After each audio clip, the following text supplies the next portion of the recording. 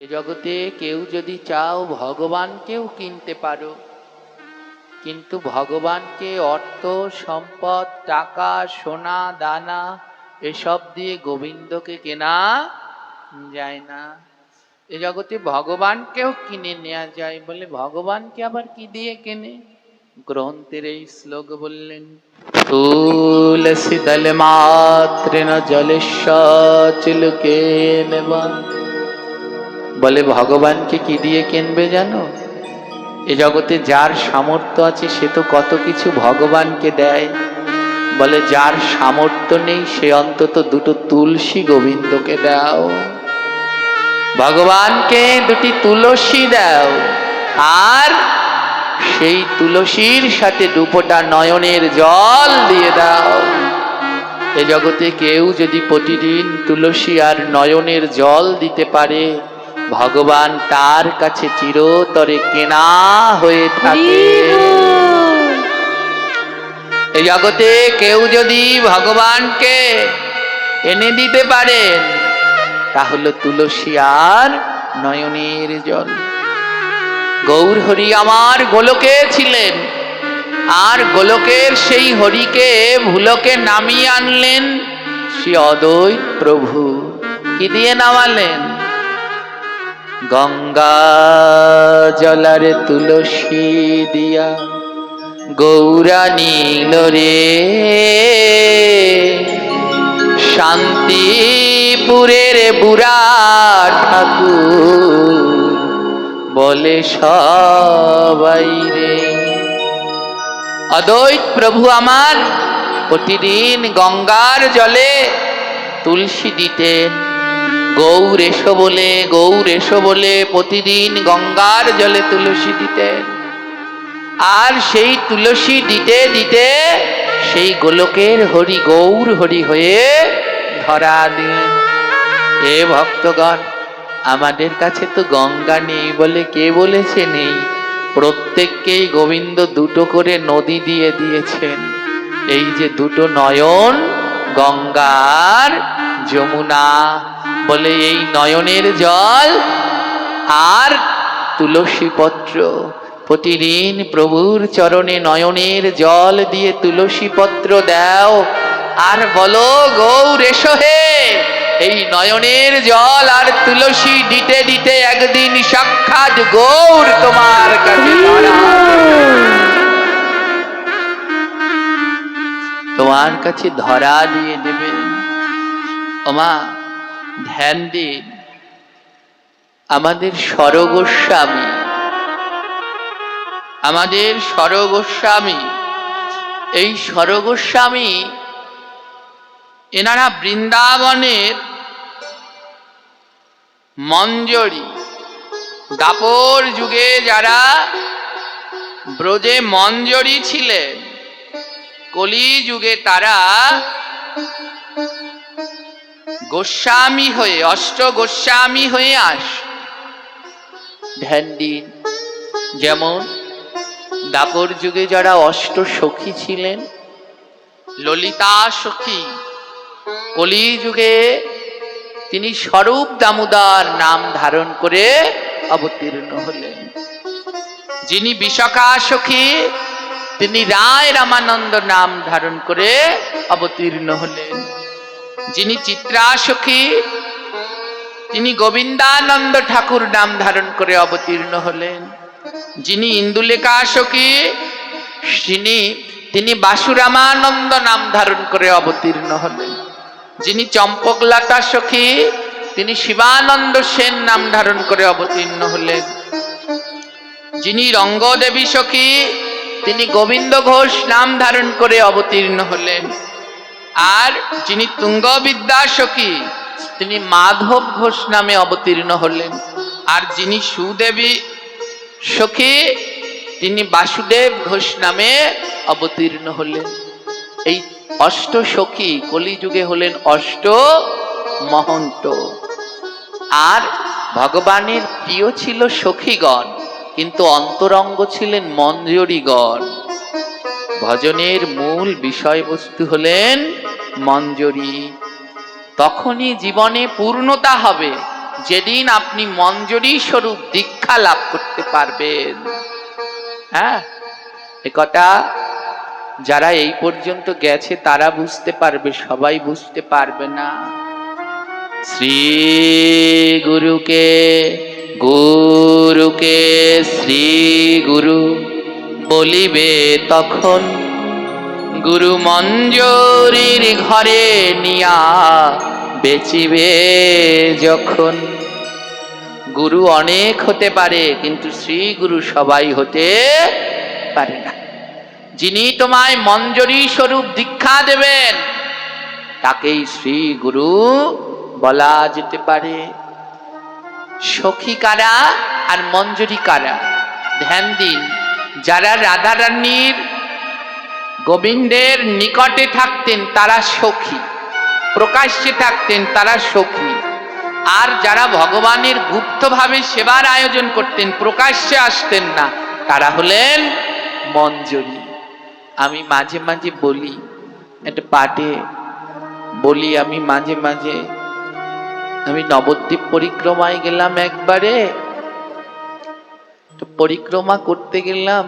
ওই পরিক্রমার সময় সব সাধুরা তো মাঝে মাঝে পরিক্রমা হয় আর এরম কুটিয়া বানিয়ে বিশ্রাম নেয়। তো যখন সবাই ওই বসে এক জায়গায়, যে কোনো এক বক্তা বসে হরিকথা বর্ণন করে, সবাই তা শ্রবণ করে। ওমা, সবাই ওখানে হরিকথায় বসে পড়েন। আমি লক্ষ্য করলাম ওই হরিকথায় বসে কেউ কারো চরণ ধুলা নিচ্ছে, কেউ কাউকে আলিঙ্গন করছে, কিন্তু একজন ত্যাগী সাধু তিনি নিভৃতে সেবা দিয়ে যাচ্ছেন। কেউ তাকে দেখতে পেলেন না। এ জগতে যারা প্রকৃত সাধু তারা প্রকাশ্যে আসে না, তারা গোপনে। এর জন্য বললেন গোপী, গোপীর ভজন গোপনে। ওই পরিক্রমা মার্গের মধ্যে একজন সাধু, তিনি কেমন ভাবে সেবা দিচ্ছেন জানেন?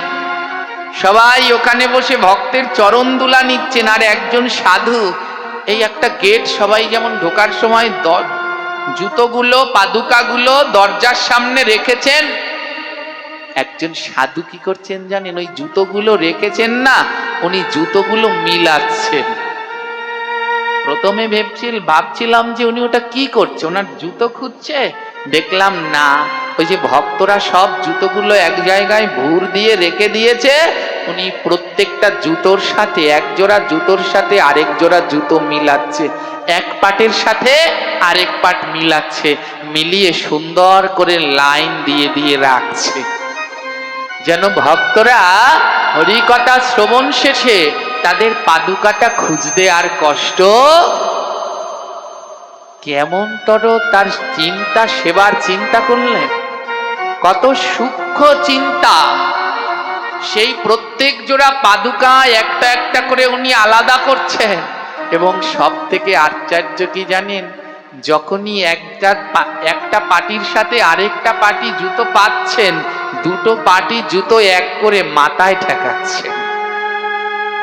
ওই প্যান্ডেলের ভিতরে সবাই চরণ ধুলি নিচ্ছে, কিন্তু আসল ধুলা কেউ পেল না, উনি পেলেন। এই হলো প্রকৃত সাধু। তারা প্রকাশ্যে নয়, সদা গুপ্তভাবে ভগবানের ভক্তের সেবা করেন।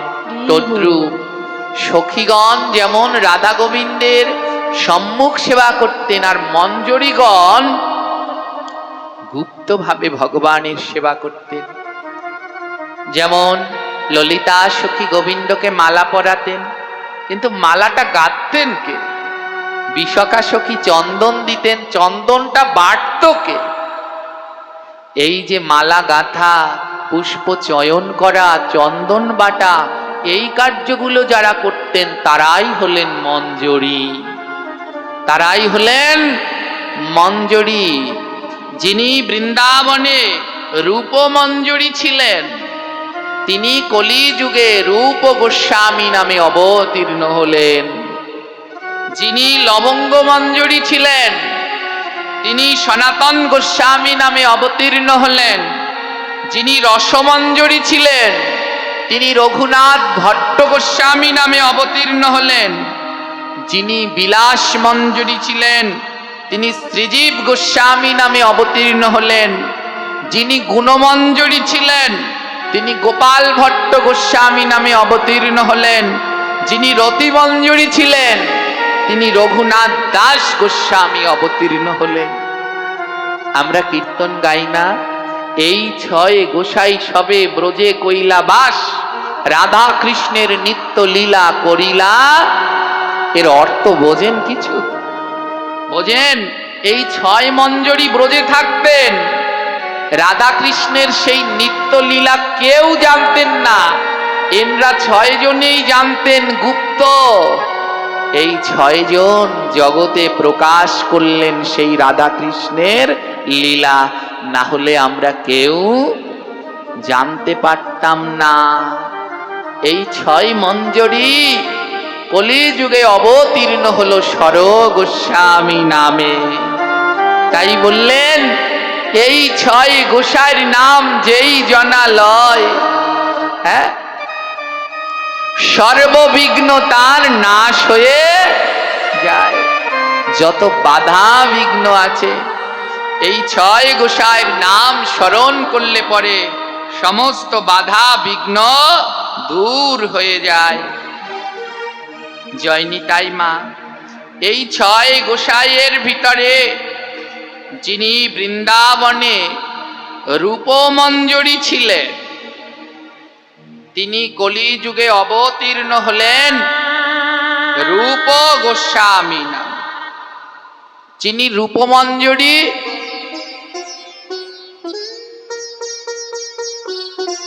তিনি কলিযুগে অবতীর্ণ হলেন রূপ গোস্বামী নাম। আর যিনি লবঙ্গ মঞ্জরী তিনি কলিযুগে অবতীর্ণ হলেন সনাতন গোস্বামী নাম। আদ্যকার ভগবানকে এই যে আমরা বললাম দুপোটা নয়নের জল আর তুলসী দিলে গোবিন্দকেও কিনে নিজের কাছে রেখে দেয়া যায়, তারই সাক্ষাৎ প্রমাণ আমাদের সরগোস্বামীর অন্যতম ছিল সনাতন গোস্বামী।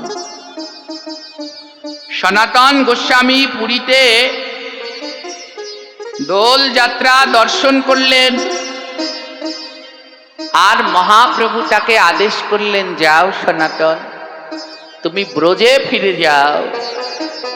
আর ব্রজে ফিরে গিয়ে যেই গুপ্ত তীর্থ লুপ্ত তীর্থগুলো তা উদ্ধার করো এবং স্মৃতি শাস্ত্র গ্রন্থগুলো আবার পুনরায় প্রচার করো। ওমাই সরগোস্বামীকে আদেশ করলেন মহাপ্রভু, যাও, এখন আপনারা বৃন্দাবনে ব্রজে গিয়ে শ্যামকুণ্ড রাধাকুণ্ড দর্শন করবেন। আজ থেকে 500 বছর পূর্বে এই তীর্থগুলো বিলুপ্ত হয়ে গিয়েছিল। ওই শ্যামকুণ্ড রাধাকুণ্ড ধান খেতে পরিণত হয়েছিল, আর এগুলো যারা পুনরায় সংস্কার করেছেন তারাই হলেন সেই গোস্বামীগণ।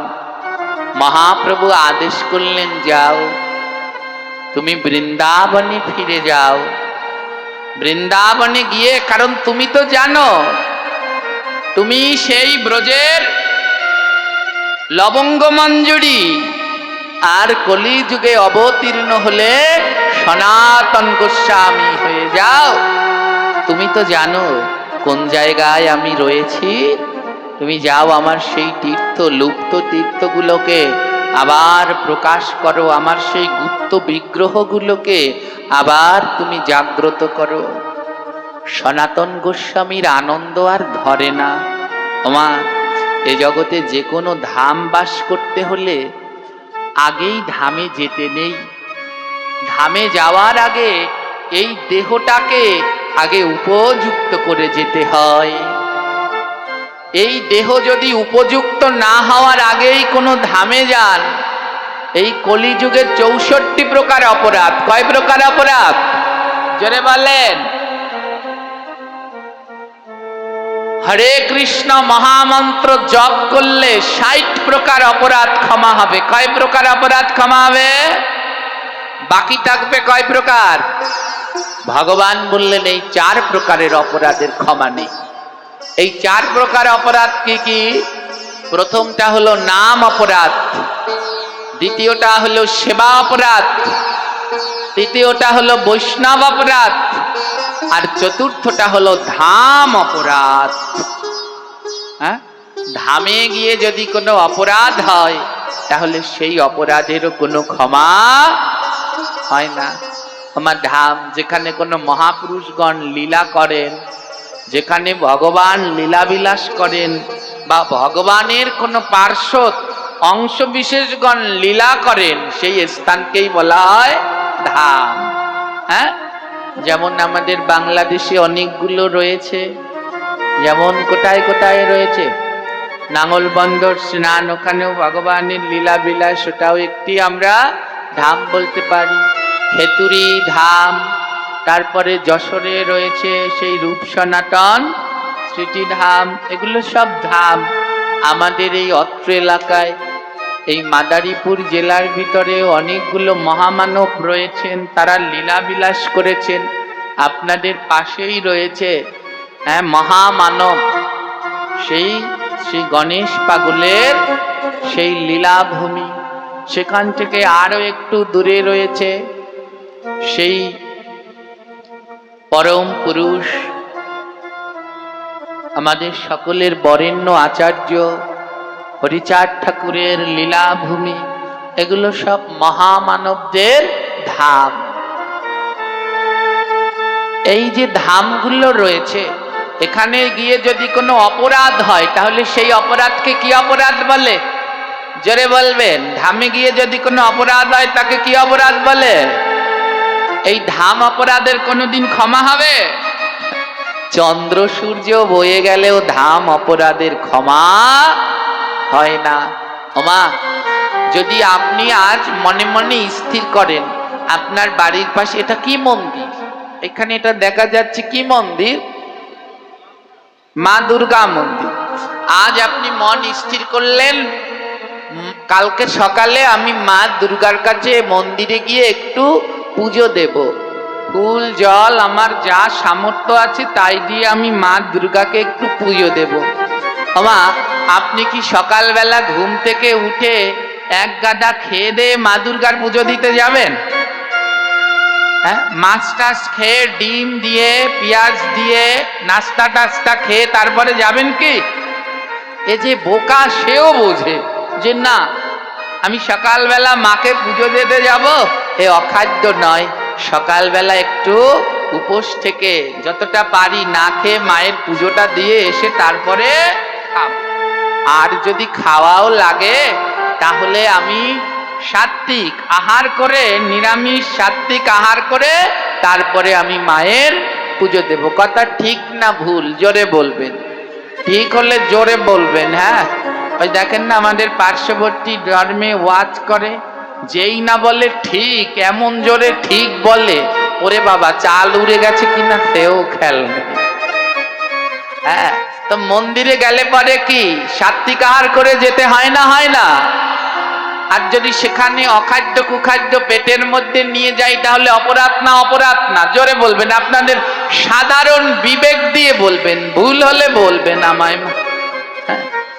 এবারে কোনো ধামে যদি গিয়ে কোনো অখাদ্য কুখাদ্য খাই তাহলে সে কি অপরাধ না? অপরাধ না? একটা ধামে গেলাম, একটা তীর্থে গেলাম, সেখানে গিয়ে কি শূকরের মাংস খাওয়া যায়?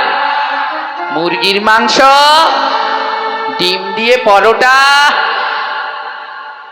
তাহলে কেন খাওয়া হচ্ছে? এই তো আর কদিন পরেই গণেশ পাগলের সেই বাংলাদেশের কুম্ভ মেলা বলতে পারেন যাকে। বাংলাদেশে দক্ষিণ অঞ্চলে এত ভক্ত আর কোথাও। হায় ভগবান, যদি যান, আমি তো অবাক হয়ে গিয়েছি একদিন, এই যে আমাদের এই ছোট যাওয়ার জন্য লাফাচ্ছে, আর ও তো দূর যায় তো শুধু বারবার বলছে তোরে জমনের যাওয়ান যাওয়াবো।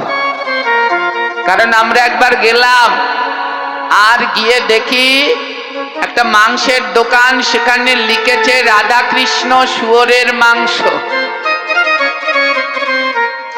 দোকানের নাম দিয়েছে, এর থেকে পাপের আর কিছু আছে?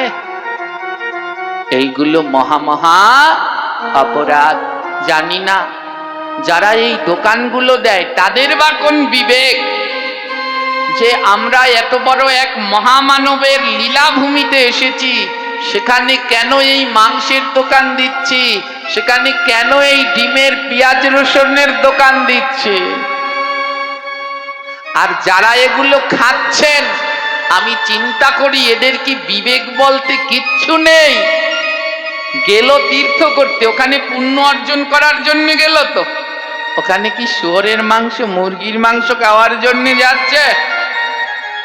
কি অবস্থা আমাদের! আপনাদের আগে থাকতেই তাই সাবধান করে দিলাম মা, এই ধামে গিয়ে যেন কেউ ধাম অপরাধ করবেন না, তাহলে সেই অপরাধের আর রেহাই হবে না, সেই অপরাধের আর রেহাই হবে না। তাই সবাই বড় সচেতন থাকবেন, কোনো ধামে গিয়ে যেন কোনো অখাদ্য কুখাদ্য আমরা না খাই। বলে যদি খিদা লাগে খাবার না পাই মরে যান, না খেয়ে ধামে বসে মরে যান। কোন মহাপুরুষের ধামে যদি মৃত্যুবরণ করতে পারেন, আপনার জন্য ভগবানের গোলক বৃন্দাবন সজ্জিত রয়েছে। হরি বল। আজ মহাপ্রভু সনাতন গোস্বামীকে বললেন, সনাতন তুমি বৃন্দাবনে যাও। সনাতন গোস্বামীর হলো বড় আনন্দ, আমার মতো মহাপাপী বৃন্দাবনে বাস হবে। ওমা, ব্রজে বাস এক জন্মের সৌভাগ্যে হয় না, জন্ম জন্মান্তরের সৌভাগ্যের ফলে ব্রজে বাস হয়। টাকা থাকলেই আপনি একবার বৃন্দাবনে যেতে পারবেন, কিন্তু বৃন্দাবনে যাওয়ার আগে আপনার দেহটা যেন প্রস্তুত থাকে। বৃন্দাবনে যাওয়ার আগে আপনার দেহটা যেন প্রস্তুত থাকে। ওই বৃন্দাবনে গিয়ে যদি কোনো অপরাধ করেন, তাহলে সেই অপরাধের আর ক্ষমা নেই। এক সিদ্ধ বাবা নবদ্বীপে বাস করতেন। সেই বাবাজির এক শিষ্য, তিনি গেলেন বৃন্দাবনে ধাম দর্শন করতে। ভক্ত ছিলেন কিন্তু, আর যখন ধাম দর্শন করতে গেলেন, বৃন্দাবনে গেলেন, গিয়ে দেখে বৃন্দাবনের ময়লাগুলো, ড্রেনের ময়লাগুলো রাস্তার উপরে উঠিয়ে রেখেছে। সঙ্গে সঙ্গে ওনার মনের মধ্যে বিক্রিয়া দেখা দিল। ওই ভক্ত বলে ফেললো, এটা নাকি বৃন্দাবন, এর থেকে আমাদের এলাকা অনেক ভালো, এমন রাস্তার মধ্যে মধ্যে ময়লা রেখে দিয়েছে, এটা বৃন্দাবন নাকি? ধামের দোষ দেখে ফেললো, হয়ে গেল ধাম অপরাধ। ফিরে এলেন বাড়িতে, রাত্রিবেলা আর ঘুমাতে পারে না, কোনো ঘুম হয় না, অজানা এক যন্ত্রণা তাকে দিন দিন দংশন করছে, তার কোনো শান্তি নেই, আহার নেই, বিহার নেই, কিচ্ছু নেই। ছুটে গেলেন গুরুদেবের কাছে, গুরুদেব আমার মনের ভিতরে কোনো শান্তি নেই, আমি রাতে ঘুমাতে পারছি না, আমার কিচ্ছু ভালো লাগছে না, আমার কেন এমন হচ্ছে? গুরুদেব শুদ্ধ মহাত্মা, তো চোখ বন্ধ করেই দেখলেন যে ওর ধাম অপরাধ হয়েছে। ও বলল, বাবা ব্রজে গিয়েছিলি? হ্যাঁ। আর ব্রজে গিয়ে ওই বৃন্দাবনের ময়লাকে কি বলেছিলি? বলে, বাবা ওর থেকে আমাদের এলাকা অনেক ভালো, আমাদের এলাকা পরিষ্কার, ওই বৃন্দাবনের রাস্তার মধ্যে মধ্যে ময়লা ফেলে রেখেছে। গুরুদেব বললেন, ওরে মূর্খ, বৃন্দাবনের একটা কীট পতঙ্গ হতে হলেও তাকে লক্ষ জন্ম ভজন করতে হয়। বৃন্দাবনে একটা কীট পতঙ্গ হতে হলেও তাকে লক্ষ অনন্ত জন্ম ভজন করে ব্রজের একটা কীট হওয়া যায়। বৃন্দাবনের ময়লা হতে গেলেও তাকে কোটি জন্ম তপস্যা করলে বৃন্দাবনের ময়লা হওয়া যায়। গুরুদেব বললেন, তুই বৃন্দাবনের ময়লা বললি? ওগুলো ময়লা নয়, ওরা ব্রজবাসী, ওরা ব্রজের মধ্যে বাস করছে। যা, সেই ময়লার কাছে গিয়ে ক্ষমা চা। মা সেই শিষ্য বুঝতে পারলেন এবং যখন গিয়ে বৃন্দাবনের সেই ময়লার কাছে ক্ষমা চাইছেন। হ্যাঁ, এ জগতে ময়লা তো ওটা নয়, ময়লা তো আর রাস্তাঘাটে নয়, ময়লা তো রয়েছে আমার মনের মধ্যে। ময়লা তো অন্য কোথাও নেই, ময়লা রয়েছে আমার মনের মধ্যে। আর যখন মনের ময়লা দূর করা যায় তখনই ভগবানকে লাভ করা যায়। রূপ গোস্বামী সনাতন গোস্বামীকে মহাপ্রভু বললেন বৃন্দাবনে যাও। সনাতন গোস্বামীর আনন্দ আর ধরছে না, মনের ভিতরে জেগে উঠল এখনো সেই বৃন্দাবনে বাঁশি বাজে রে। ওমা, আজও বৃন্দাবনে বাঁশি বাজে, আর সেই বাঁশির সুরে আজও ময়ূরগুলো নৃত্য করে। এখনো সেই বৃন্দাবনে বাঁশি বাজে রে।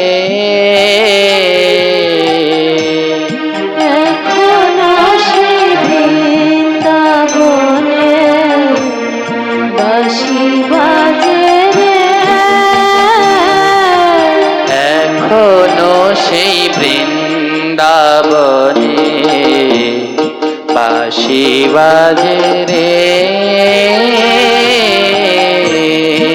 এখনো সেই বৃন্দাবনে বাঁশি বাজে রে। বাঁশি বাজে, বাঁশি বাজে, বাঁশি বাজে রে। বাঁশি বাজে, বাঁশি বাজে, বাঁশি বাজে রে। এখনো সেই বৃন্দাবনে বাঁশি বাজে রে।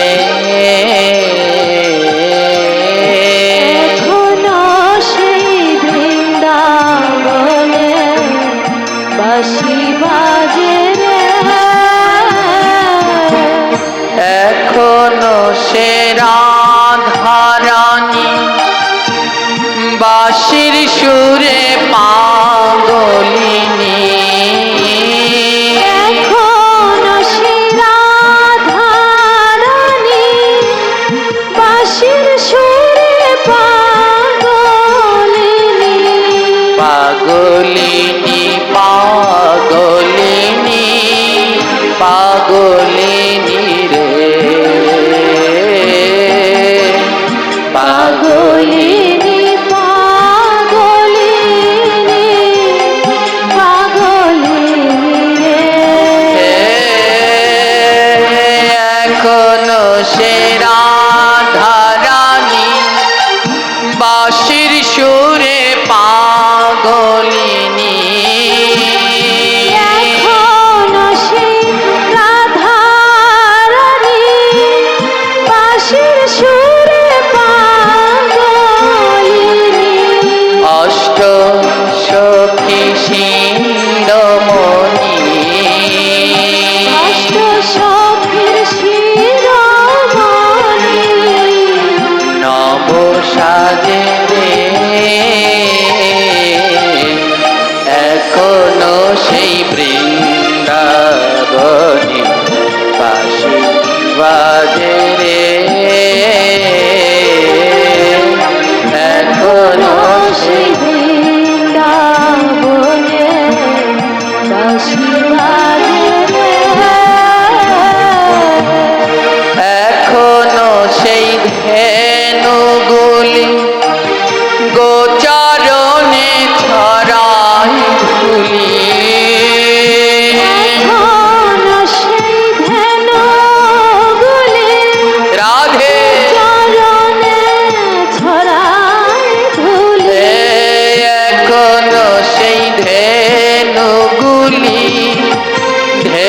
ধেনুগুলি ধেনুগুলি এখনো সে ধেনু বলে এখন সে ধেনু বলে ধেনুগুলি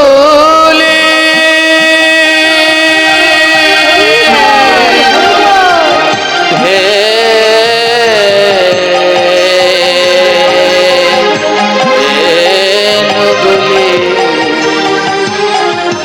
এখনো সে ধেনুগুলি গোচরণে উড়ায় ধুলি এখন সে ধেনু বলে গোচরণে উড়ায় ধুলি আজও বৃন্দাবনে ভগবানের সেই নবলক্ষ ধেনুরা যায়, আর যখন তারা একসাথে যায় তাদের পদ আঘাতে তাদের খুঁড়ে বৃন্দাবনের চরণ ধুলিগুলি ধুলিকণাগুলি বাতাসে উঠছে। বলে কেন?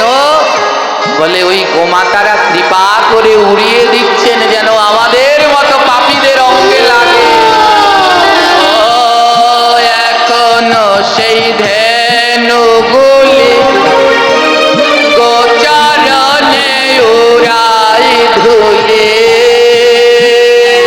এখন সে ধেনু রাধে গোচরণে উড়ায় ধুলি রাখাল সনে হুলা হুলি রাখাল সনে হুলাহুলি রাখাল সনে হুলা হুলি রাখাল সনে হুলাহুলি নব সাজে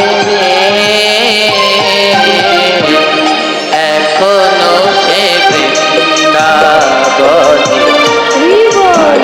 বাজে বাজে রে এখনো সে বৃন্দাবনে বাঁশি বাজে রে এখনো সেই বৃন্দাবনে বাঁশি বাজে এখনো সেই বৃন্দাবনে বাঁশি বাজে এখনো সে নীল যমুনায় যমুনায়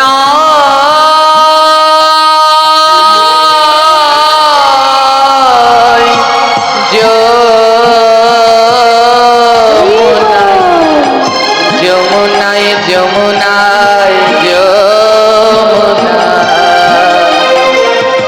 এখনো সে নীল যমুনায় জলানিতে যাইল না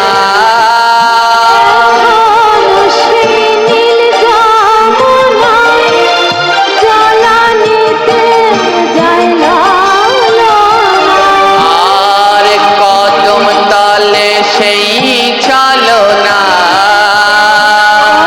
তলে সেই ছলনা কদম তলে সেই চলো না কদম তলে সেই ছলনা কৃষ্ণ আসে রে এখনো সেই বৃন্দাবন রাধে বাঁশি বাজে বাজে বাজে এখনো সেই বৃন্দাবনে বাঁশি বাজে রে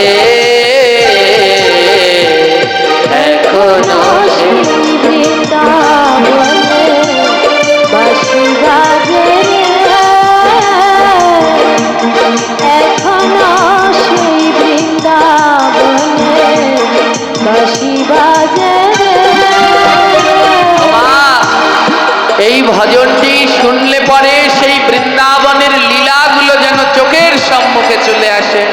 জানেন, এই ভজন যিনি রচনা করেছেন তিনি কোনো কৃষ্ণ ভক্ত নয়, তিনি মাতৃ সাধক। তিনি মায়ের পুজো করতেন। এ জগতে বৈষ্ণব দুই ভাবে হওয়া যায়, আভরণে বৈষ্ণব, আচরণে বৈষ্ণব। আভরণ তিলক মালা চৈতন্য নামাবলী, এই আভরণ ধারণ করে বৈষ্ণব। আবার আচরণ, মহাদেব আভরণ ধারণ করেননি, মহাদেব আচরণ ধারণ করে বৈষ্ণব হয়ে গেছেন।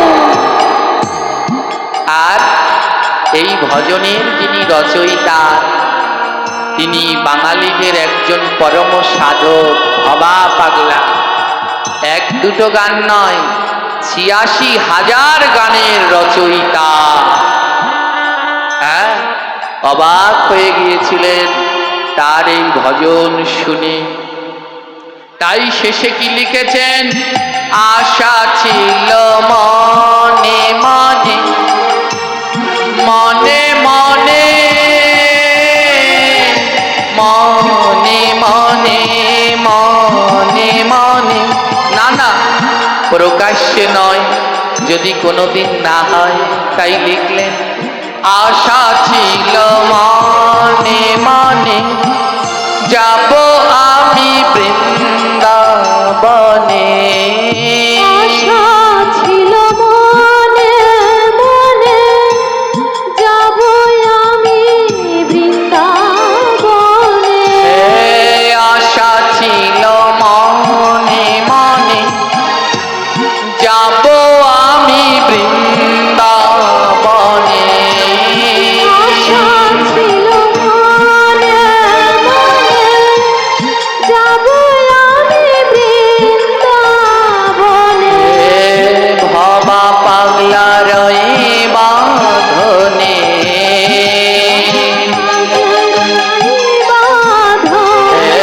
ভবা পাগলা রয়ে বাঁধনে।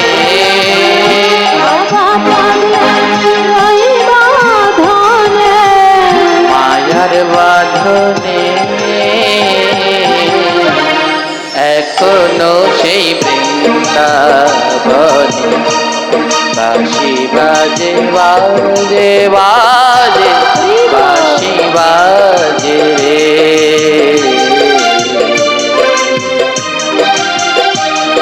এখনো সেই বৃন্দাবনে বাঁশি বাজে রে।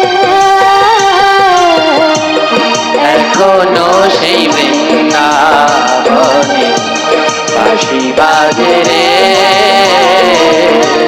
এখনো সেই বৃন্দাবনে বাঁশি বাজে রে।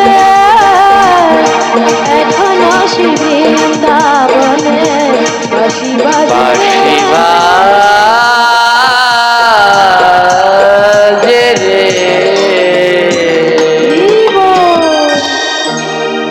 এই স্বরগোস্বামী হাত ধরে বৃন্দাবনে, আরো গোস্বামীগণের হাত ধরে বৃন্দাবনে গুপ্ত লুপ্ত তীর্থগুলো প্রকাশ হয়।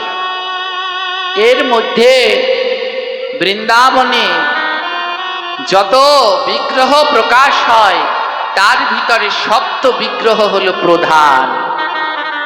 এই সপ্ত বিগ্রহকে বলা হয় সপ্ত দেবালয়। তোমা খুব ধ্যান দিয়ে শ্রবণ করবেন, বৃন্দাবনে আজও রয়েছেন সপ্ত দেবালয়। প্রত্যেক মানবের উচিত এই সপ্ত দেবালয় দর্শন করা, তীর্থে গেলে এই সপ্ত দেবালয় দর্শন করা।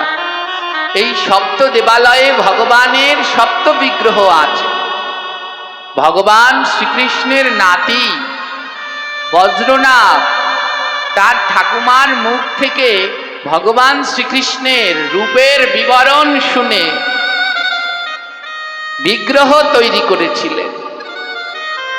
প্রথম বিগ্রহ তৈরি করলেন, তার চোখ হয়েছিল ভগবানের মতো, কিন্তু বাকি অঙ্গগুলো হয়নি। আবার বিগ্রহ তৈরি করলেন, তার হাত দুটো হয়েছিল ভগবানের মতো। আবার তৈরি করলেন, তার মুখমণ্ডল হলো। এমনি করে করে ৭খানা বিগ্রহ তৈরি হলো। যখন ৭খানা বিগ্রহ এক করা হলো, এক জায়গায় আনা হলো, ওই 7খানা দর্শন করলে একেবারে সম্পূর্ণ গোবিন্দ দর্শন করা হয়ে যায়।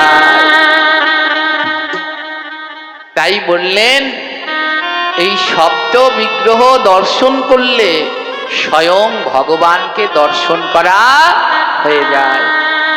এই সপ্ত বিগ্রহের ভিতরে শ্রী রাধা গোবিন্দ দেব, এই রাধা গোবিন্দ দেবকে প্রকাশ করেছেন, এই রাধা গোবিন্দ দেবকে লাভ করেছেন আমাদের সনাতন গোস্বামী।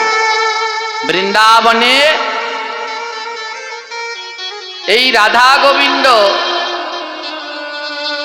সনাতন গোস্বামীর হাত ধরে লাভ হয় এবং প্রতিষ্ঠিত হয়। অতঃপর শ্রী রূপ গোস্বামীর কাছ থেকে শ্রী হরিদাস পণ্ডিত শ্রী গোবিন্দ দেবের সেবাভার গ্রহণ করেন। পরে শিবরাম গোস্বামী এর সেবাভার গ্রহণ করেন এবং 1707 খ্রিস্টাব্দের দিকে মুসলমানদের অত্যাচারে বৃন্দাবন থেকে এই রাধা গোবিন্দ দেবকে স্থানান্তর করা হয়। বর্তমানে জয়পুরের রাজবাড়িতে রয়েছে ভগবানের এই সাক্ষাৎ প্রকট বিগ্রহ শ্রী রাধা গোবিন্দ দেব। এই জয়পুরে বর্তমানে রয়েছে এই রাধা গোবিন্দ দেব। ইনি সপ্ত বিগ্রহের ভিতরে প্রথম বিগ্রহ, সনাতন গোস্বামীর সেবিত বিগ্রহ। বড় ধ্যান দিন মা, এই সপ্ত বিগ্রহ দর্শন করলে সাক্ষাৎ ভগবানের দর্শন হয়ে যায়। এই সপ্ত বিগ্রহ দর্শন করলে সাক্ষাৎ ভগবানের দর্শন হয়ে যায়, এতে আর কোনো সন্দেহ নেই। শ্রী রূপ গোস্বামীর সেবিত বিগ্রহ রাধা গোবিন্দ দেব, আর শ্রী সনাতন গোস্বামীর সেবিত বিগ্রহ শ্রী মদন মোহন। এই রূপ গোস্বামীর হাত ধরেই শ্রী গোবিন্দ দেব প্রকট হন এবং যা বর্তমানে রয়েছে জয়পুরে। আপনাদের একটু দাঁড়ান, সেই চিত্রপটটা দেখায়। এই চিত্রপটে ভগবানের অনেক সুন্দর সুন্দর শ্রী বিগ্রহের শৃঙ্গার হয়। ভগবানের যত রূপের শৃঙ্গার হয়, এর শৃঙ্গারে একটি বিশেষ অলঙ্কার পরানো হয়, যা অন্য কোনো ভগবানকে পরানো হয় না।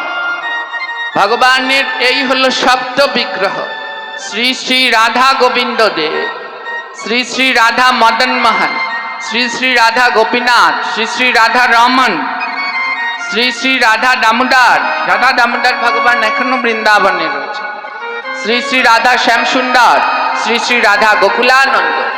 এই হলো ভগবানের সপ্ত বিগ্রহ। যেই 7 বিগ্রহ দর্শন করলে সাক্ষাৎ গোবিন্দ দর্শন করা হয়ে যায়। এই বিগ্রহগুলোকে বিভিন্ন অলংকার দিয়ে শৃঙ্গার করানো হয়, কিন্তু সব থেকে আশ্চর্য কি জানেন? কোনো ভগবানকে কোনো জায়গায় ঘড়ি পরানো হয় কি? ঘড়ি ঠাকুরের হাতে, কৃষ্ণকে ঘড়ি পরানো হয়, কিন্তু এই যে শ্রী রাধা গোবিন্দ দেব, এনার হাতে ঘড়ি আছে। রূপ গোস্বামীর সেবিত বিগ্রহ শ্রী রাধা গোবিন্দ, এনার হাতে একটা ঘড়ি আছে। আপনারা পাঠের শেষে এই চিত্রপটটি দর্শন করবেন। হ্যাঁ, আমার এই ক্যালেন্ডারের ভিতরে আমি এবার এই সপ্ত চিত্রপটটা দিয়েছি, কারণ ভেবে দেখলাম যাদের ভাগ্য আছে তারা তো গিয়ে সাক্ষাৎ দর্শন করবে, আর যারা আমার মতো নরাধম তাদের কি, তারা অন্তত ভগবানের এই চিত্রগুলো দর্শন করুক। হ্যাঁ, এই ব্রত তালিকার মধ্যে এই সপ্ত বিগ্রহের চিত্রপট এবার আমি যুক্ত করে দিয়েছি। খুব ধ্যান দিন, পাঠ শেষে আপনারা কাছ থেকে দেখবেন এই রাধা গোবিন্দ দেবের হাতে একটা ঘড়ি আছে। ঘড়িটা কেন ভগবানের এত শৃঙ্গার করানো হয়, কত অলংকার দেয়া হয়, কারো হাতে ঘড়ি নেই। আর এই ঘড়িটা কোনো নতুন নয় মা, সেই পুরানো আমলের ঘড়ি, 200-300 বছরের পুরানো একখানা ঘড়ি আজও রাধা গোবিন্দ দেবকে পরানো হয়। আপনারা জয়পুরে গেলে সাক্ষাৎ দেখতে পাবেন। শ্রী গুরুদেবের অপার করুণা কৃপায় আমি শ্রী রাধা গোবিন্দ দেবের সেই শ্রী বিগ্রহ দর্শনে জয়পুরে দর্শন করতে পেরেছিলাম। হরি বল। তো ভগবান হাতে ঘড়ি পরলেন কেন? এত অলংকার থাকতে হাতে ঘড়ি পরলেন, আর নতুন নতুন করে ঘড়ি বানানো, নতুন নতুন করে গয়না পরানো হচ্ছে, কিন্তু ঘড়িটা সেই 100 বছরের পুরানো। যদি চাইতো একটা নতুন ঘড়ি পরিয়ে দিতে পারত, কিন্তু নতুন ঘড়ি না পরিয়ে আজও কেন সেই পুরানো ঘড়ি কানা পরানো হচ্ছে? খুব ধ্যান দিন, ভগবান আজও প্রমাণ দিচ্ছেন আমি ভক্তের জন্য সব করতে পারি। রূপ গোস্বামীর সেবিত বিগ্রহ এই রাধা গোবিন্দ দেব জয়পুরে পূজিত হচ্ছিলেন। তৎকালীন ছিল মা ইংরেজ শাসন আমল, খুব মন দিয়ে শুনবেন। তৎকালীন ছিল ইংরেজ শাসন আমল, ইংরেজরা ভারতবর্ষ শাসন করছে। আর একদল ইংরেজ ভারতবর্ষের বিভিন্ন মন্দির পরিভ্রমণ করছেন, এবং কতবার যে এই সনাতন ধর্মের উপরে কত জাতিরা আক্রমণ করেছে তার শেষ নেই। হ্যাঁ, কারণ ওই যে এ জাতি কাউকে উল্টো আক্রমণ করে না। এ জাতির তো দয়া মহাপ্রভু শিখিয়েছেন, জীবে দয়া নামে রুচি বৈষ্ণব সেব। একবার যদি মাথাও কেটে ফেলে, মাথা কাটার পরে এসে যদি চরণ ধরতে পারে, এ জাতি আবার তাকে ক্ষমা করে দেয়। হ্যাঁ, কতবার যে কতজন আক্রমণ করে গেছেন তার শেষ নেই। একদল ইংরেজ সাহেব ভারতবর্ষ ঘুরে ঘুরে পরিভ্রমণ করছেন। তাদের প্রধান ছিলেন লর্ড কেলবার্ট। লর্ড কেলবার্ট সাহেব তার সাঙ্গপাঙ্গ নিয়ে জয়পুরে গেলেন, আর জয়পুরে গিয়ে দেখলেন সেই রাধা গোবিন্দ দেব সেখানে পূজিত হচ্ছেন। রাধা গোবিন্দ দেবকে মন্দিরের পূজারী ভোগ লাগাচ্ছেন। ভোগ লাগানোর সময় একটা পর্দা দিয়ে দিতে হয়। সাহেব গিয়ে বলল, পর্দা খোলো, আমি দেখবো এর পিছনে কি আছে। পূজারী বলছে, সাহেব গোবিন্দের যে ভোগ লেগেছে। ভোগ লেগেছে মানে? তোমাদেরও পাথরের ঠাকুর খায়? মন্দিরের পূজারী বলেছে, কে বলেছে খায় না? আমাদের পাথরের ঠাকুর অবশ্যই খায়। যদি কেউ দেওয়ার মতো তাকে দিতে পারে, তাহলে আজও আমার গোবিন্দ তা গ্রহণ করে। জগতে কেউ যদি ডাকার মতো করে ডাকতে পারে, আজও ভগবান আসেন। কেউ যদি ভগবানকে দেওয়ার মতো করে দিতে পারে, আজও ভগবান গ্রহণ করে।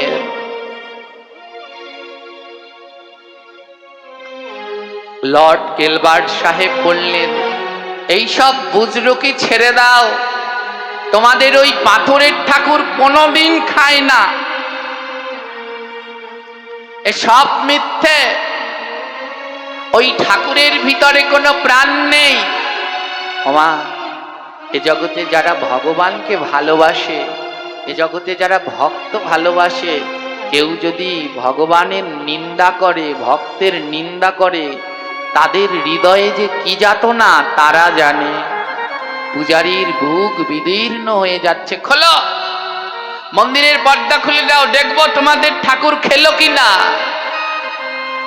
জোর করে সাহেবরা পর্দা খুলে ফেললেন, দেখবে ঠাকুর খেলো কিনা। দেখে যেমন খাবার তেমনই রয়েছে, যেমন খাবার তেমনই রয়েছে। ওরা হাসতে লাগলো, মূর্খ হিন্দু জাতি, পাথরের ঠাকুরের সামনে থালা ভরে খাবার দিয়েছে। দেখো দেখো, ওদের ঠাকুর কিছু খায় না, ওদের ওই ঠাকুরের কোনো প্রাণ নেই। সাহেব আদেশ করলো, তার সাঙ্গপাঙ্গদের আদেশ করলো, ভেঙে ফেলো। যে ঠাকুর কিছু খায় না তার সামনে রেখে কি লাভ আছে? ও ঠাকুরকে ভেঙে ফেলো, ওর মধ্যে কোনো প্রাণ নেই, ও ঠাকুরের মধ্যে কোনো প্রাণ নেই, ভেঙে ফেলো ওকে। ভক্তরা এসে সাহেবের চরণ জড়িয়ে ধরেছে, এমনটা করবেন না, এ রাধা গোবিন্দ দেব আমাদের প্রাণ, আপনারা এমন করতে পারেন না। সাহেবরা বলছে, তোমাদের ঠাকুরের প্রাণ নেই, এর পুজো করে কি লাভ আছে? এর ভিতরে তো প্রাণ নেই, এটা একটা পাথরের মূর্তি। ভক্তরা, মন্দিরের পূজারী বললেন, কে বলেছে আমাদের ঠাকুরের প্রাণ আছে? আমাদের ঠাকুরের প্রাণ আছে। ইংরেজ সাহেব বলল, প্রমাণ করতে পারবে? তোমাদের এই পাথরের ঠাকুরের প্রাণ আছে, প্রমাণ করতে পারবে? পূজারী বলল, বলুন কি প্রমাণ চাই? আমি প্রমাণ করতে পারবো আমাদের ঠাকুর পাথর নয়, আমাদের এই পাথরের ঠাকুরের মধ্যে প্রাণ আছে, আমি প্রমাণ করতে পারবো। ওমা, ইংরেজ সাহেবের হাতে ছিল একখানা ঘড়ি। আজ থেকে 100-200 বছর পূর্বে এখন যেমন ঘড়িগুলো ব্যাটারিতে চলে, তৎকালীন সময়ে ব্যাটারিতে ঘড়ি চলতো না। তৎকালীন সময় এমন ঘড়ি ছিল, কোনো মানুষ হাতে পড়লে রক্তের উষ্ণতা লাগলে ঘড়িখানা চলতো, গায়ের তাপ লাগলে চলতো।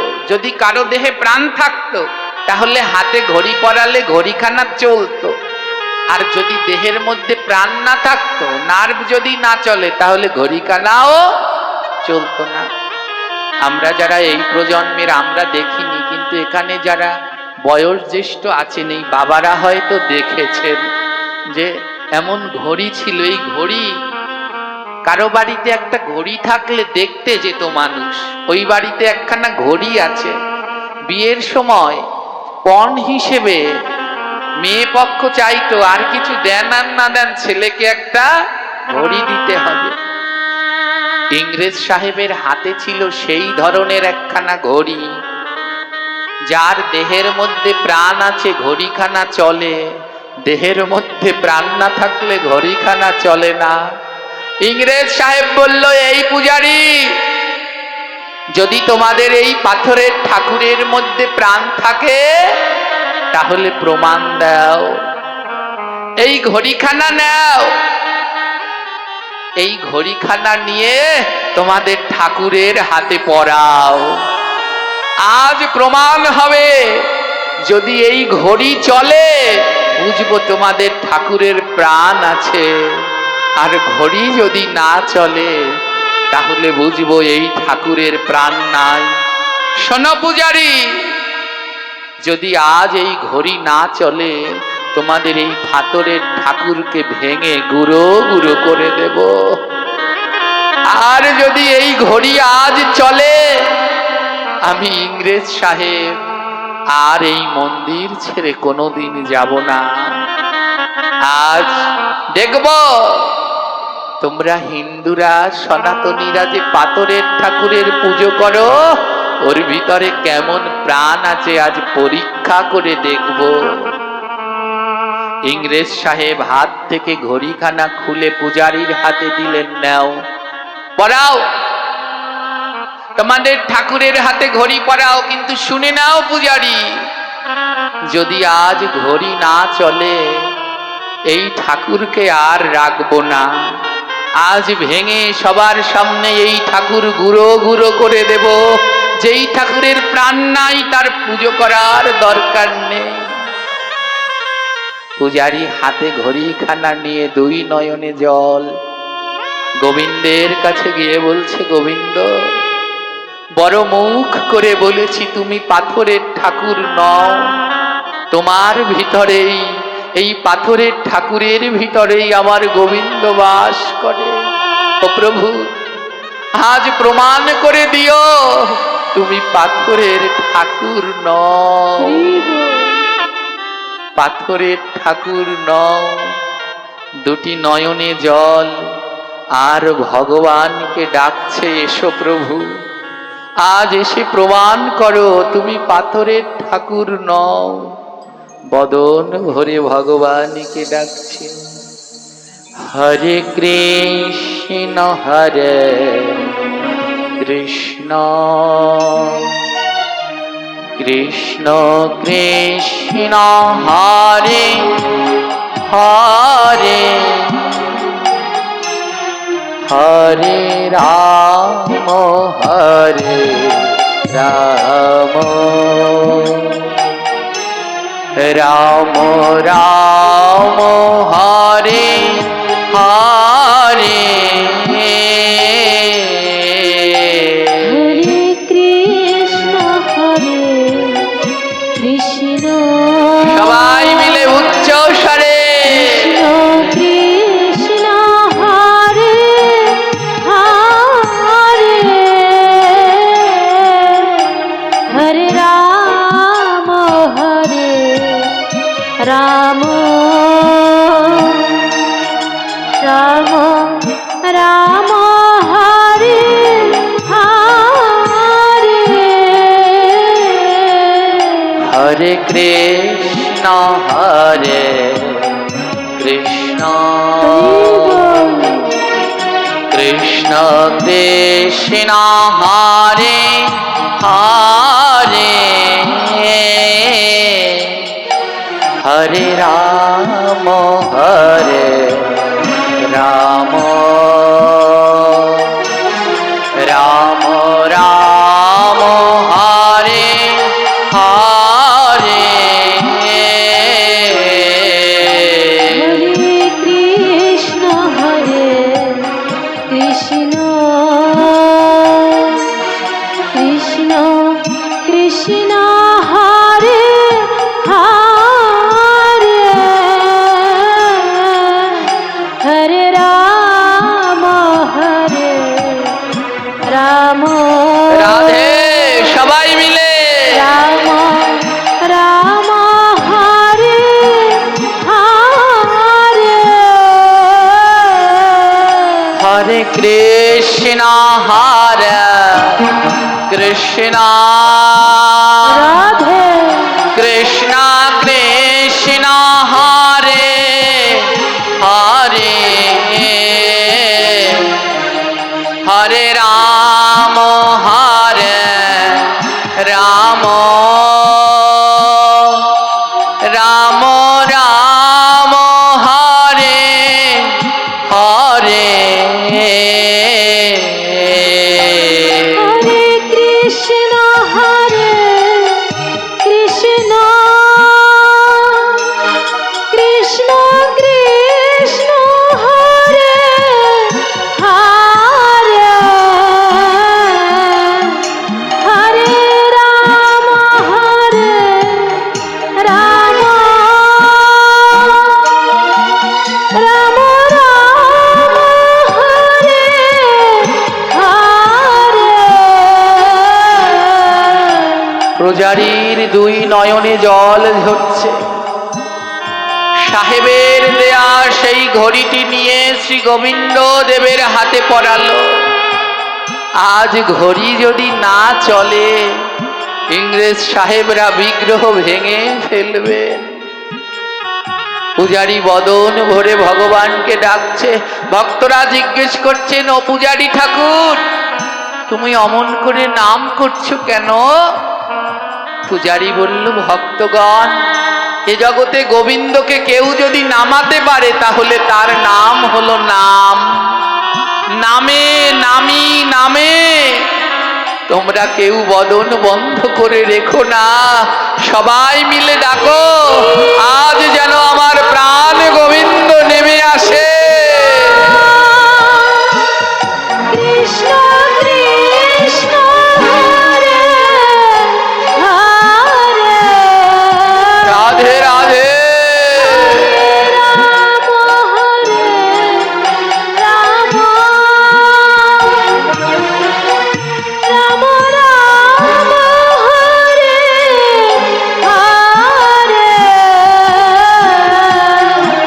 হরে কৃষ্ণ হরে কৃষ্ণ কৃষ্ণ কৃষ্ণ হরে হরে হরে রাম হরে হরি বল রাম রাম রাম হরে হরে হরে কৃষ্ণ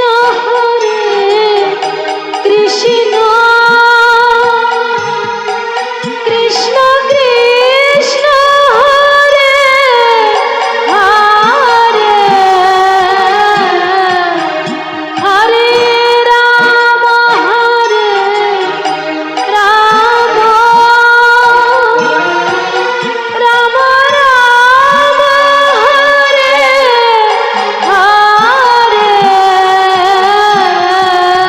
সবাই তাকিয়ে আছে ঘড়ির দিকে,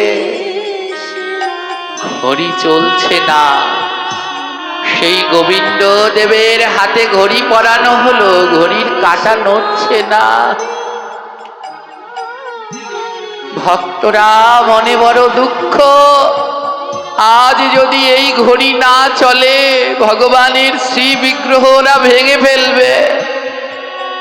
পূজারী বলল, ভক্তরা ভয় পেও না, তোমরা নাম বন্ধ করো না, উচ্চ স্বরে ভগবানকে ডাকো, নামে ভগবান নেমে আসবেই আসবে।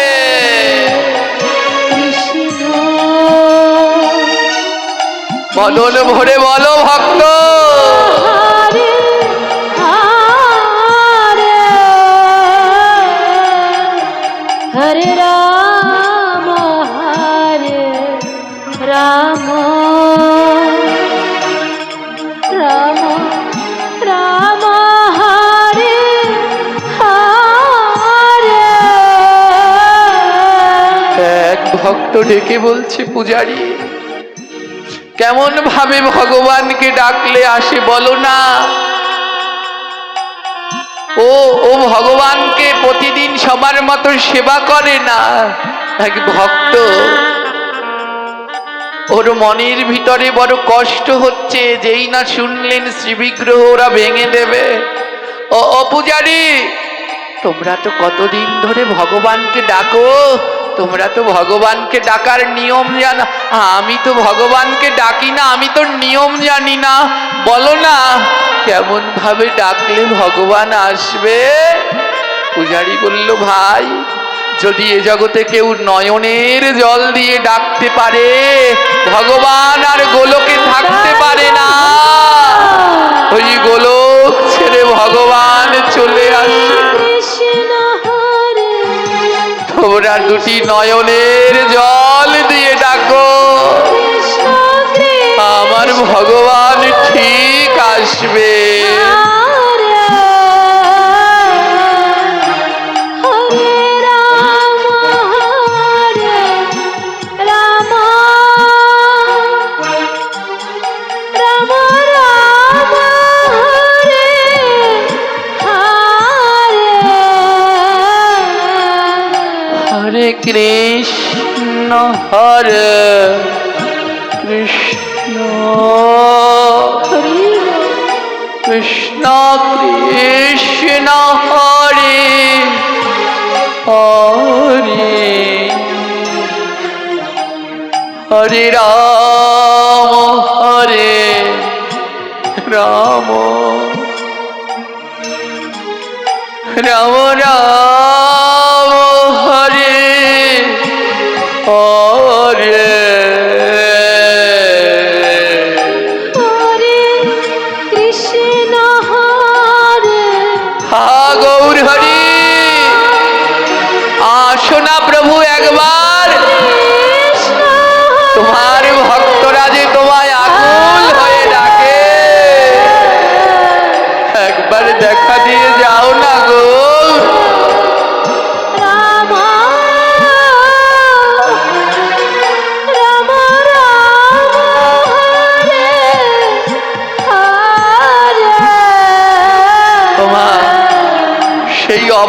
বলছে, ও পূজারি মশাই, আমি কোনোদিন ভগবানকে ডাকিনি, কিন্তু আজ ডাকবো।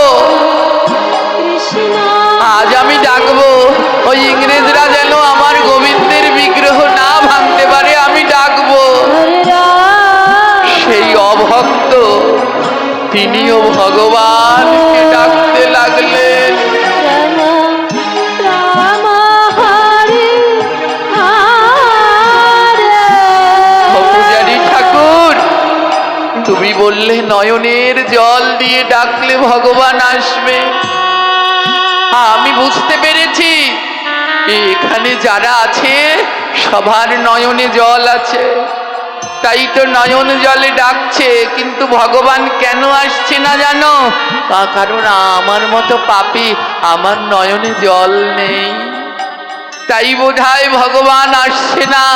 বলতে পারো এ জগতে কৃষ্ণ নাম করলে কখন নয়নে জল আসে? এক পাশে দাঁড়িয়ে মহাজন বললেন, এ জগতে সবার নয়নে কৃষ্ণ নামে জল ঝরে না, সবার নয়নে কৃষ্ণ নামে জল ঝরে না গো। যে বদনে নাম করে আর দুই বাহু দিয়ে ভক্তকে বুকের মাঝে জড়িয়ে ধরে পরশ করে, কৃষ্ণ নামে তার নয়নে জল ঝরে। হরে কৃষ্ণ হরে কৃষ্ণ কৃষ্ণ কৃষ্ণ হরে হরে,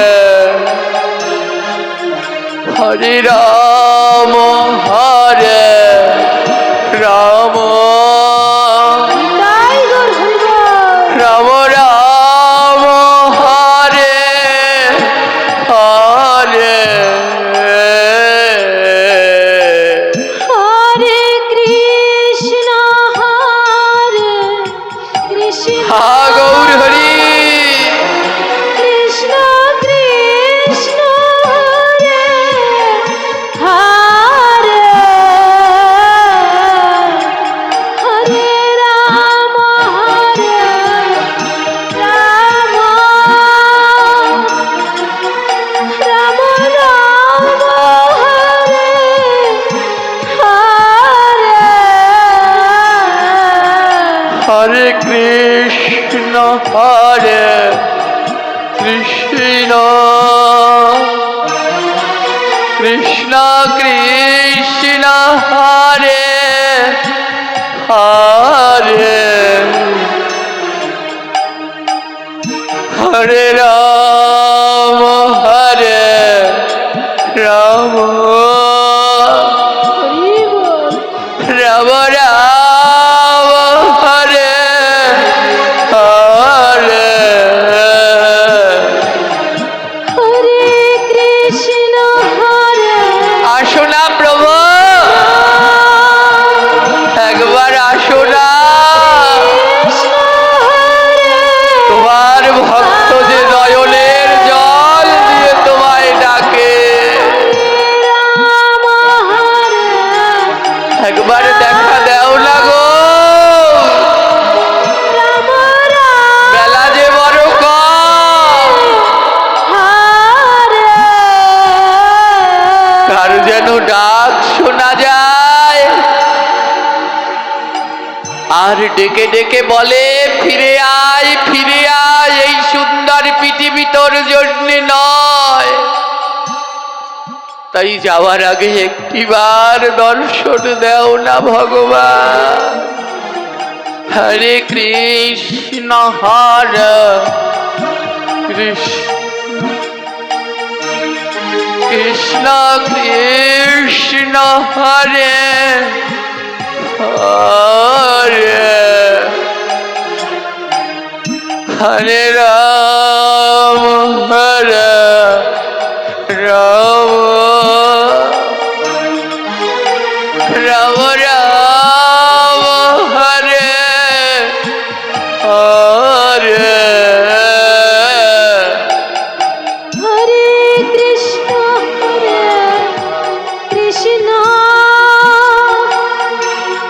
কৃষ্ণ কৃষ্ণ হরে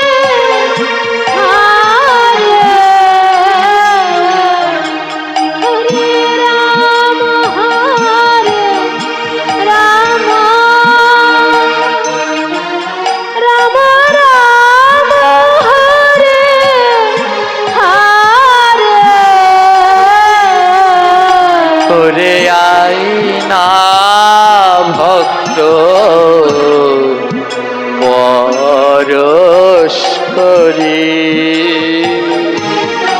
উড়ে আয় না ভক্ত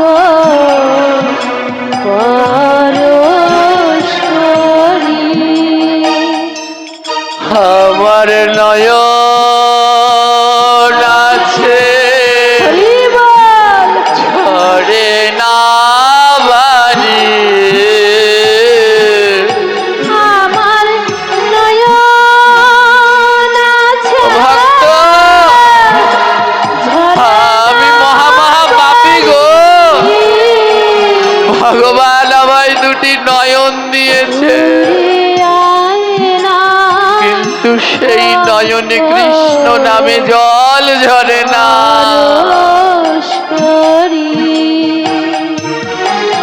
আমার বুকের মাঝে অনেক জ্বালা, আমার বুকের মাঝে অনেক জ্বালা। ও সে কারো কাছে যায় না বলা, কারো কাছে যায় না বলা। তোরা একবার আমার হরি বল। বুকে আয় রে, একবার তোরা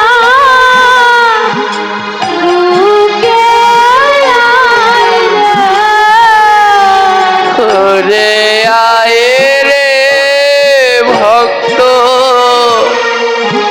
বুকে আয় রে, ওরে আয় রে ভক্ত বুকে আয় রে। আমার তাপে তঙ্গ শীতল করি, আমার পাপিতঙ্গ শীতল করি। বল হরে কৃষ্ণ হরে কৃষ্ণ কৃষ্ণ কৃষ্ণ হরে হরে হরে রাম হরে রাম রাম রাম হরে হরে হরে কৃষ্ণ হরে কৃষ্ণ রাধে রাধে উচ্চ স্বরে সবাই বলো, কৃষ্ণ এমন মানব জন্ম আর হবে না। হরে হরে বেলা থাকতে থাকতে বলো জি, রাম হরে রাম রাম রাম হরে হরে। ওমা গোবিন্দ মন্দিরে যত ভক্ত ছিল সবাই দুই নয়নের জলে ভগবানকে ডাকছে। আজ ঘড়ি যদি না চলে ওরা ভগবানের শ্রী বিগ্রহ ভেঙে দেবে। আর এক সময় ডাকতে ডাকতে ক্লান্ত হয়ে সবাই বসে পড়েছে। ভগবান আসে কখন? যখন ভক্ত নয়ন জলে ভাসে। ও নয়নের জল ঝরলে তুমি আসো, কতটা নয়নের জল ঝরলে আসো। ভগবান বললেন কাঁদিতে কাঁদিতে যেদিন ধুলো হবে কাদা, সেই না কাদায় নন্দের বেটা জন্মে জন্মে বাধা। কান্না করতে করতে যেদিন নয়নের জলে তোমার চরণের ধুলা কাদা হবে, সেদিন ভগবান আসবে, দুফোঁটা নয়নের জলে নয় গো। তাই এ জগতে যারা ভক্ত তারা বড় দুঃখী, তাদের বড় দুঃখ, দারিদ্র, শোক, যন্ত্রণা। কেন? বলে কৃষ্ণ কৃষ্ণ বলে দুই বাহু তুলে কাঁদো। অজিত, তুমি না কাঁদলে যে আমি আসব না। কৃষ্ণ হরে কৃষ্ণ কৃষ্ণ কৃষ্ণ হরে হরে হরে রাম হরে রাম গৌর হরি গৌর হরি। রাম রাম হরে হরে গোবিন্দ মন্দিরের সব ভক্তরা ভগবানকে ডাকতে ডাকতে, মা ওই ভক্তরা যখন ক্লান্ত হয়ে বসে পড়েছে, এতবার ডাকলো কিন্তু ঘড়ি চলছে না। সবাই যখন নিস্তব্ধ হয়ে বসে পড়েছে, কোনো শব্দ নেই, হঠাৎ টিক টিক টিক এমনি করে শব্দ আসছে। নিস্তব্ধ, তার মধ্যে এমন টিক টিক টিক টিক করে শব্দ হচ্ছে। আর যখন এমন টিক টিক করে শব্দ হচ্ছে, সবাই মিলে গোবিন্দ দেবের দিকে তাকালেন। ইংরেজ সাহেবরাও থমকে গিয়ে গোবিন্দ দেবের দিকে তাকালেন। আর যখন সবাই তাকালেন, অপলক দৃষ্টিতে দেখলো ভগবানের হাতে সেই ঘড়ি চলতে শুরু করে দিয়েছে।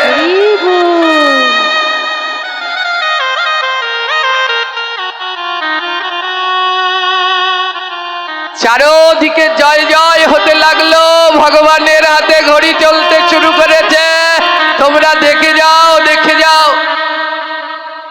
ইংরেজ সাহেব লর্ড গিলবার্ট ছুটে আসলেন। বিশ্বাস করি না, ও ঘড়ি চলতে পারে না, ও ঘড়ি তার হাতেই চলবে যার প্রাণ আছে, ওটা পাথরের ঠাকুর। ইংরেজ সাহেব ছুটে গেলেন, আর গিয়ে দেখে সত্যি গোবিন্দ দেবের হাতে ঘড়ি চলছে। ইংরেজ সাহেব বলল, এই ঘড়িতে সমস্যা আছে, এ ঘড়ি ভালো না, খোলো খোলো। ঘড়ি খুলে ফেললেন। যেই গোবিন্দ দেবের হাত থেকে ঘড়িটা খুলে ফেললেন, অমনি চলা বন্ধ হয়ে গেল। আবার যেই ঘড়ি পরালেন, আবার চলতে লেগেছে। যেই খুলে ফেলছে সেই বন্ধ হয়ে যাচ্ছে, যেই পরাচ্ছে ঘড়ি চলতে লেগেছে। প্রভু আমার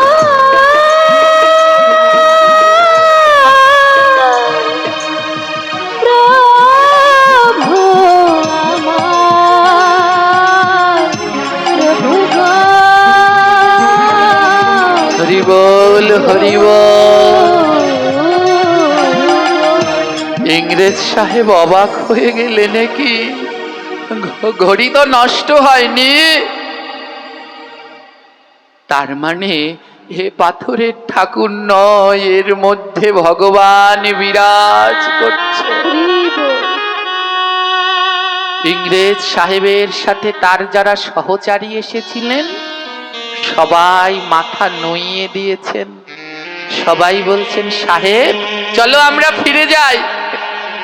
ইংরেজ সাহেব লর্ড কিলবার্ট বললেন আমার আর ফেরা হবে না, তোমরা ফিরে যাও, আমার আর ফেরা হবে না।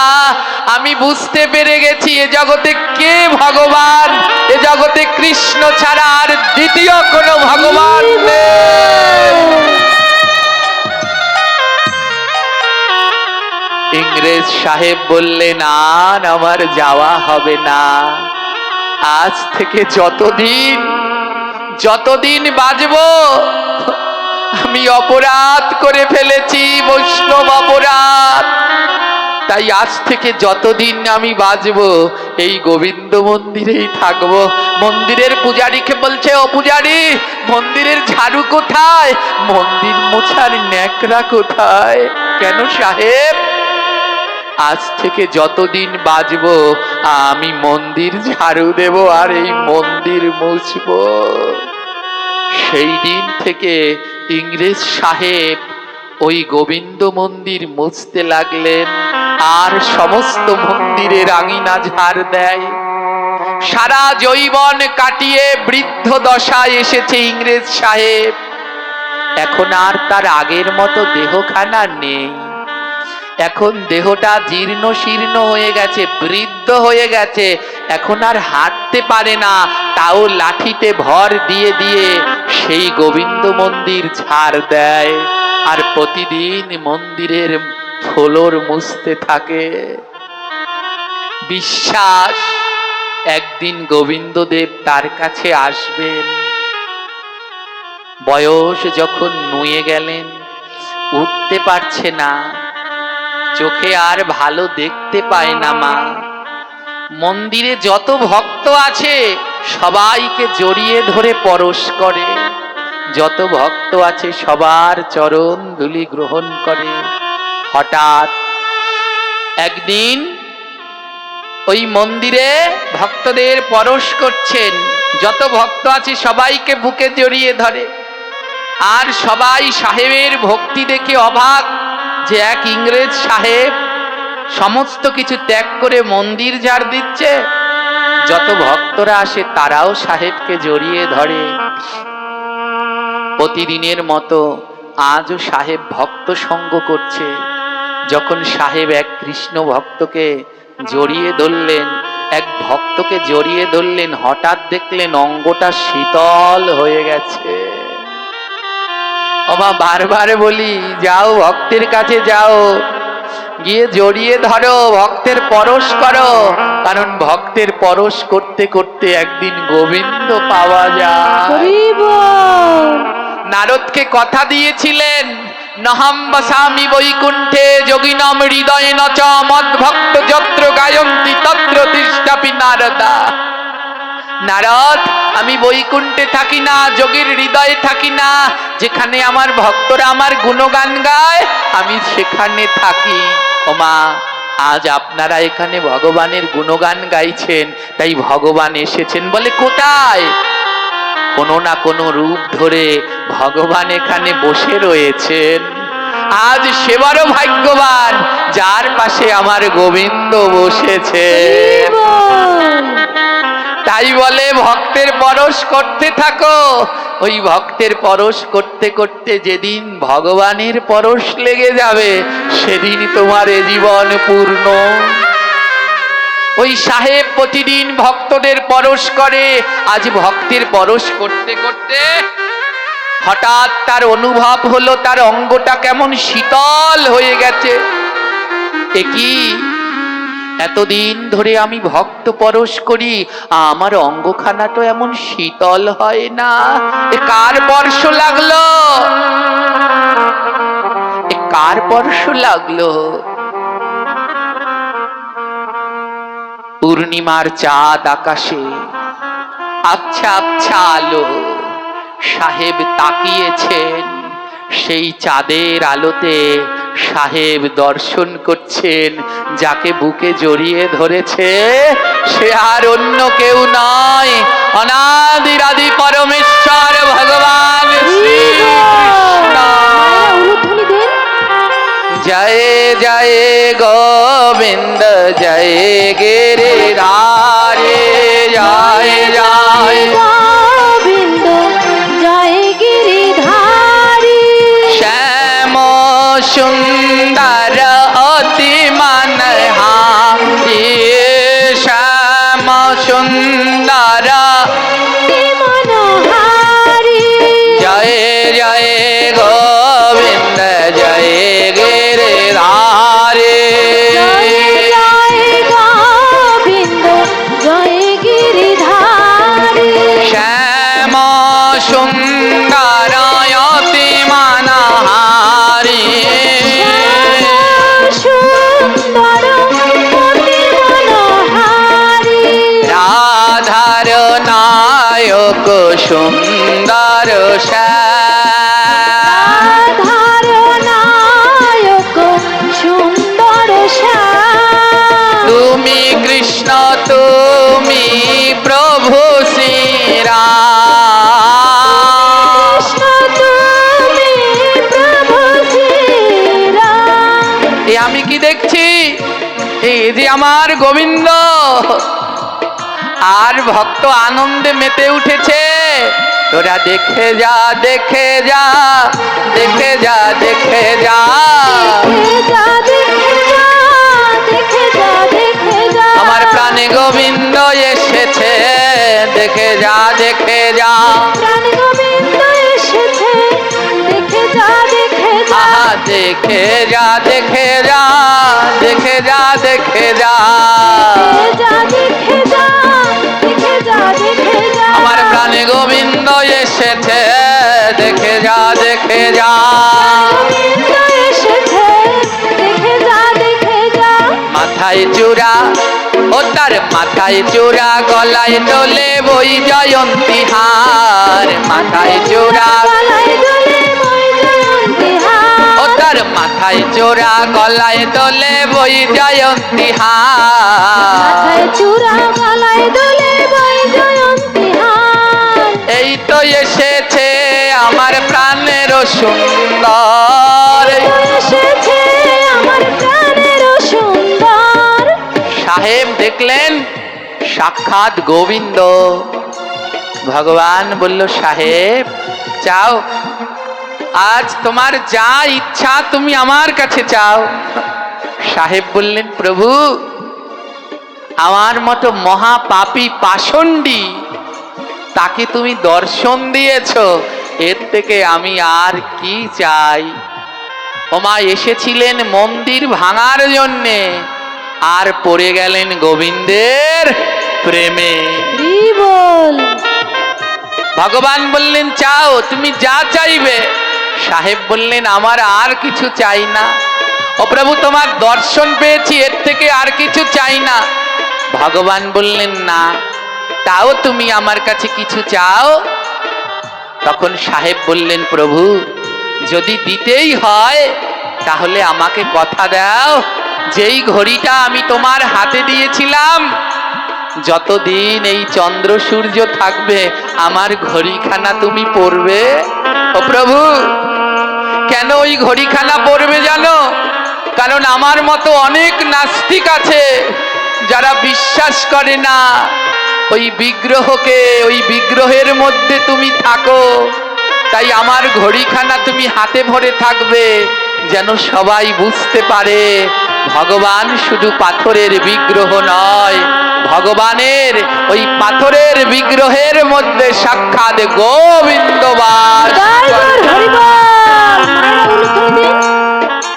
কথা দাও ভগবান কথা দাও আমার দেয়া এই ঘড়িখানা পড়বে ভগবান বলল কথা দিলাম ভক্ত আজ থেকে তোমার দেয়া ঘড়িখানা আমি প্রতিদিন পরব ওমা সেই দিন থেকে আজও সেই গোবিন্দ দেবকে প্রতিদিন সেই ঘড়িখানা পরানো হয় বড় আচার্যের কি জানেন বড় আচার্যের এই মন্দিরে সন্ধ্যা আরতির পরে ভগবানের শয়নের সময় ভগবানের সমস্ত অঙ্গ গায়ের শৃঙ্গারগুলো খুলে ভক্তদের দর্শন করায় যখন ভক্তদের দর্শন করায় তখন দেখা যায় ওই ঘড়িটা যেই হাত থেকে খুলে ফেলে আর চলে না।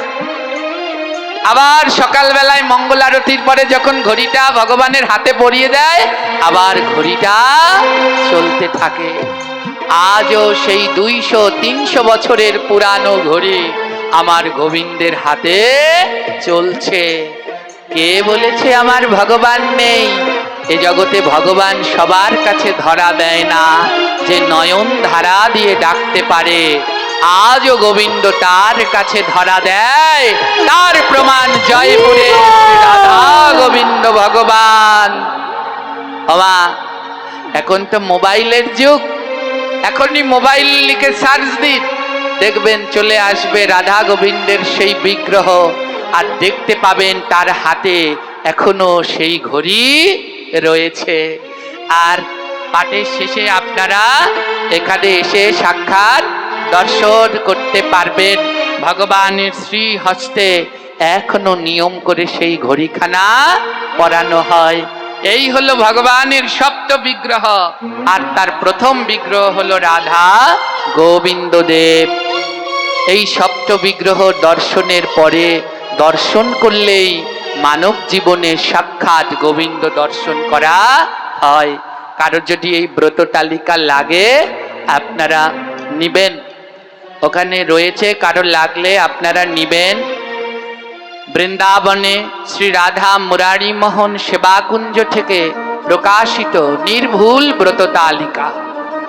আমরা একাদশী করতে গেলে পরে বিভিন্ন বিপদে পড়ি, আজ একাদশী করব না কাল একাদশী করব।